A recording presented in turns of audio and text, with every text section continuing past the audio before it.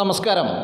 Astro മീഡിയയുടെ എല്ലാ മാന്യപ്രേക്ഷകർക്കും ഒരിക്കൽ കൂടി പുതിയൊരു അധ്യായത്തിലേക്ക് ഹാർദമായ സ്വാഗതം.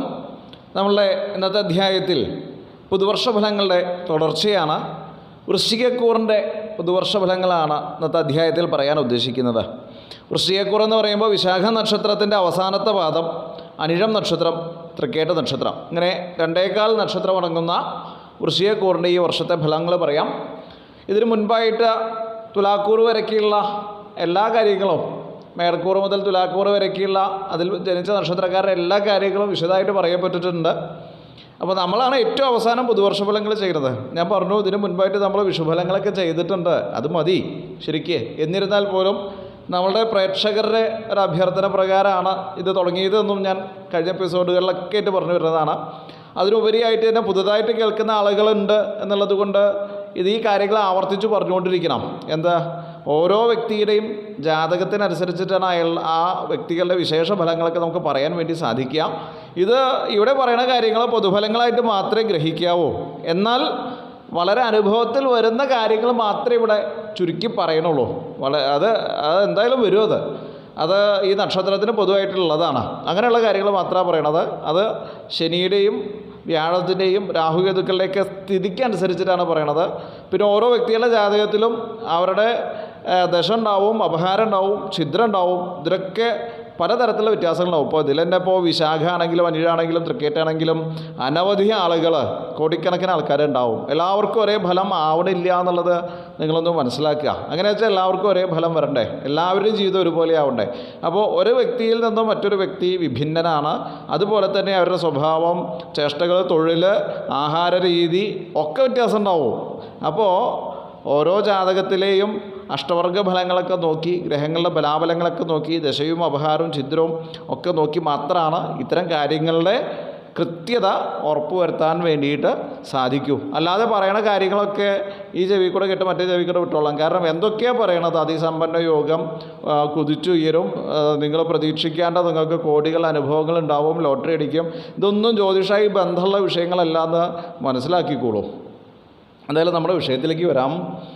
ഈ വൃശ്ചികക്കൂറുകാർക്ക് വ്യാഴം 2025 മെയ് 14 വരയ്ക്ക് 7 ഉള്ളത്. അതിനുശേഷം 8 വരും. അഷ്ടമവ്യാഴമാണ് തുടങ്ങാൻ പോകുന്നത്. മെയ് 14 ശേഷം അഷ്ടമവ്യാഴം തുടങ്ങും. ശനിയാണെങ്കിലോ, ശനി ഇപ്പോൾ നിൽക്കുന്നത് 2025 മാർച്ച് 29 വരയ്ക്ക് 4 കണ്ടകശനിയുടെ മൂർധന്യാവസ്ഥയിലാണ് അവരുള്ളത്. ഇപ്പോൾ അതിനുശേഷം ശനി 5 ചാരം പകരുന്നുണ്ട്. 2.5 വർഷത്തേക്കാണ് ആ രാശിയിൽ ഉണ്ടാവുക. രാഹു 2025 മെയ് 18 വരയ്ക്ക് 5 നിൽക്കുന്നുണ്ട്.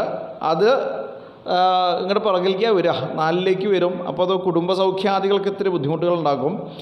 കേതു 2025 മെയ് 18 വരയ്ക്ക് 11 നിൽക്കുന്നത്. അതിനുശേഷം 10 വരും. അപ്പോൾ തൊഴിലിൻ്റെ കാര്യത്തിലും കുടുംബത്തിൻ്റെ കാര്യത്തിലൊക്കെ ഈ ആൾക്കാരെ പൊതുവെ ഒന്ന് ശ്രദ്ധിക്കേണ്ടി വരും കേട്ടോ.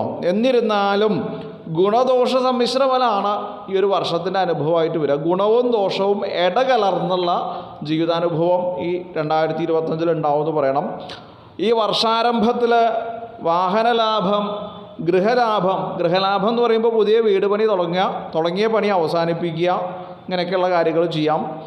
സ്വജന ബഹുമാനം ഉണ്ടാവുക, ബന്ധുക്കളുടെ ബഹുമാനം കിട്ടാൻ പൊതുവേ ബുദ്ധിമുട്ടാണ്. എന്നിരുന്നാലും അവരൊക്കെ അംഗീകരിക്കുന്ന ചില കാര്യങ്ങളൊക്കെ നമുക്ക് ചെയ്യാൻ വേണ്ടി സാധിക്കും. അല്ലെങ്കിൽ സ്വജനങ്ങളെയൊക്കെ പാട്ടിലാക്കാൻ പറ്റിയ സമയമാണ്. അങ്ങനെ കുറച്ച് കാര്യങ്ങളൊക്കെ ഉണ്ടാവും. ചില കാര്യങ്ങൾ നേടാനാണെങ്കിൽ പോലും സ്വജനാദികളുടെ ആനുകൂല്യം പ്രതീക്ഷിക്കാം.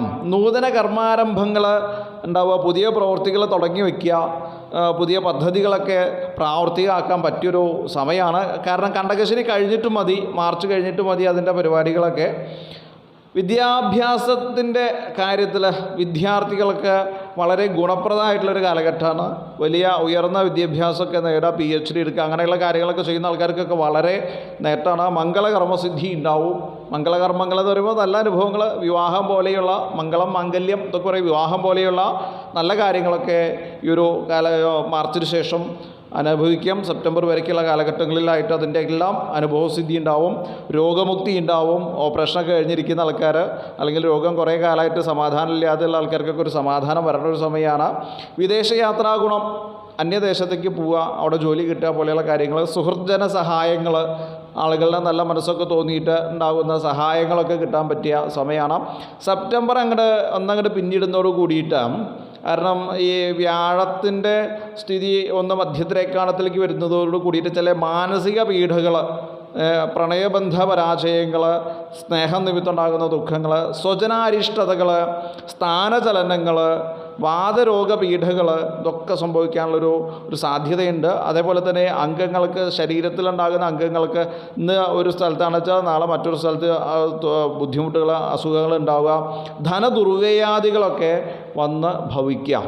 പിന്നെ ഈ മാർച്ച് വരയ്ക്ക് ദൂരദേശ യാത്രകൾ പരമാവധി ഒഴിവാക്കി വെച്ചോളൂ. ഗുരുജന വിയോഗങ്ങൾ, അച്ഛൻ, അമ്മ, അവനവനെ വിദ്യ പഠിപ്പിച്ച ഗുരുനാഥൻ, ഇവരുടെയൊക്കെ വിയോഗ ദുഃഖങ്ങൾക്കുള്ളൊരു സാധ്യതയുണ്ട്. അപ്പോൾ അതൊക്കെ കൃത്യത വരുത്തണമെങ്കിൽ അവരുടെ പ്രായമൊക്കെ കണക്കാക്കി, നക്ഷത്രത്തിൻ്റെ സ്ഥിതിയൊക്കെ മനസ്സിലാക്കി, അഷ്ടവർഗമൊക്കെ മനസ്സിലാക്കി മാത്രമേ പറയാവൂ എന്ന് ഞാൻ ആദ്യം പറഞ്ഞു. അപ്പോൾ ഇതങ്ങനെ വെള്ളം തൊടാണ്ട് വിഴുങ്ങണ്ട. ഇതൊക്കെ അനുഭവത്തിൽ വരാൻ സാധ്യത കൂടുതലുള്ളതാണ്. കാരണം ഇതുവരെ തുലാക്കൂർ വരയ്ക്ക് നമ്മൾ പറഞ്ഞു വെച്ചതിൻ്റെയൊക്കെ ഫീഡ്ബാക്ക് കൃത്യമായിട്ട് അത് കറക്റ്റാണെന്ന് പറഞ്ഞിട്ട് നമുക്ക് ഇതിൽ യൂട്യൂബിൽ വരുന്ന മെസ്സേജിനേക്കാൾ കൂടുതൽ പേഴ്സണലായിട്ട് മെസ്സേജ് വരുന്നുണ്ട്. അനവധി ആൾക്കാർ നേരിട്ട് വിളിച്ച് പറയുന്നുണ്ട്. അപ്പോൾ അത് കൃത്യതയോട് കൂടിയിട്ടുള്ള ഫലം ആവുക കാരണം കൊണ്ടാണ് അങ്ങനെ വരുന്നത്. അപ്പോൾ ഇതിനെ ഈ കാര്യങ്ങളൊക്കെ അനലൈസ് ചെയ്തിട്ട് എന്തായിരിക്കും അനുഭവത്തിൽ വരിക എന്നുള്ളത് കൃത്യമായിട്ട് നമ്മൾ ജനങ്ങൾക്ക് കൊടുത്താൽ അവർക്കൊരു മുൻകരുതൽ എന്നുള്ള നിലയ്ക്ക് അതിനെ സ്വീകരിക്കാനും പറ്റും കേട്ടോ. അപ്പോൾ ഇതൊക്കെയാണ് വൃശ്ചികക്കൂറിനെ സംബന്ധിച്ച് പറയാനുള്ളത്. പിന്നെ ഇപ്പോൾ ശാസ്താവിന് വഴിപാട് കഴിപ്പിക്കുക കണ്ടകശിനി ഉള്ളതുകൊണ്ട് മെയ് 14 ശേഷം വ്യാഴം അഷ്ടമത്തിൽ മറയുന്നതുകൊണ്ട് വിഷ്ണു സഹസ്രനാമ ജപം, വിഷ്ണു ക്ഷേത്ര ദർശനം, ഇടയ്ക്കിടയ്ക്ക് ഗുരുവായൂരൊക്കെ പോവുക, അങ്ങനെയുള്ള കാര്യങ്ങളൊക്കെ ചെയ്താൽ കുറേ ദുരിതങ്ങളൊക്കെ നമുക്ക് ഒഴിയും. കുടുംബം വളരെ കൃത്യതയോട് കൂടിയിട്ട് കൊണ്ടുപോകണം. കാരണം ഒരു വ്യക്തി ഭരിക്കുന്നതായുള്ള കുടുംബമാണ്. അപ്പോൾ ഭരിക്കപ്പെടേണ്ട സർവ്വതിനും നാശം വരുന്ന സമയമാണ്. അപ്പോൾ അതുകൊണ്ടൊന്ന് സൂക്ഷിച്ചോളം. നല്ല രാഹുക്കെ വരുന്നതുകൊണ്ട് തൊഴിലിലും വളരെ ശ്രദ്ധിക്കുക. അപ്പോൾ കളിക്കാൻ നിൽക്കേണ്ടതർത്ഥം. കാരണം ഉയർന്ന ഉദ്യോഗസ്ഥന്മാരൊക്കെ ഉണ്ടാവും. അപ്പോൾ എന്തെങ്കിലും ചില അവനവൻ്റെ കാലക്കേട് കൊണ്ടോ എന്തെങ്കിലുമൊക്കെ തോന്നിയിട്ട് വല്ലവരോടും വല്ലതൊക്കെ പറഞ്ഞതൊക്കെ കയ്യിലൊക്കെ മേടിച്ചാൽ പല പ്രശ്നങ്ങൾക്കുള്ള സാധ്യതയുണ്ട്, ലോക്ക് വീഴാനുള്ള സാധ്യതയുണ്ട്. അപ്പോൾ കൈവിട്ട കളി കളിക്കാതിരിക്കുക. അപ്പോൾ അതുകൊണ്ട് അതൊക്കെ ഒന്ന് ശ്രദ്ധിക്കുക കേട്ടോ. ഓക്കെ, ഇതൊക്കെയാണ് ഒരു മുന്നറിയിപ്പ്. സത്യമായിട്ട് സത്യസന്ധമായിട്ട് ജീവിക്കുക, സത്യമേവ ജയതേ എന്ന് പറഞ്ഞുകൊണ്ട്, സത്യം ജയിക്കട്ടെ എന്ന് പറഞ്ഞുകൊണ്ട് തൽക്കാലത്തേക്ക് വിട പറയണു. എല്ലാവർക്കും ഒരിക്കൽ കൂടി നന്ദി, നമസ്കാരം, ശുഭദിനം.